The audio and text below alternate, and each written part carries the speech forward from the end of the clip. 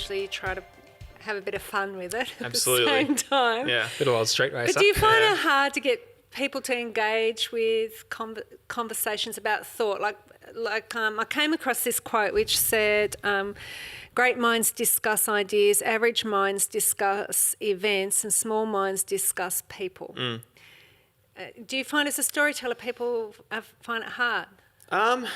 Yeah, probably not. I mean, overall, like if you think about like my most recent kind of story being Street Racer that I made with Dylan, obviously, like we didn't struggle for people, say, engaging with that as a piece of content. I mean, maybe some people thought that there was some inappropriate language in there, or the jokes were maybe a step too far at points, or all those sorts of things, which I disagree, but you know.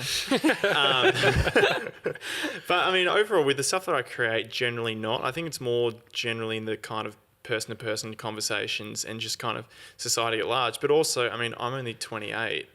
And so whilst at the moment I think it definitely does seem like people are struggling to actually sit down and have conversations, and real meaningful conversations, and conversations where it's okay if you both walk away, you know, believing something different or thinking something different. Disagreeing. Yeah, I like at the same time, I think, I don't know, if you look, I also love history, and if you look at history, you can't say that this is the only time that we've struggled to have conversations. I mean, you look at all the violence throughout history, or all the, you know, whatever you want to say, misunderstandings or all that sort of thing. And so it's obviously it's something that's kind of inherent to humans, but I do think that at the moment with where we're at in terms of, especially in the Western world, you look at where we're at in terms of, there just doesn't feel like there's a lot of social cohesion at the moment.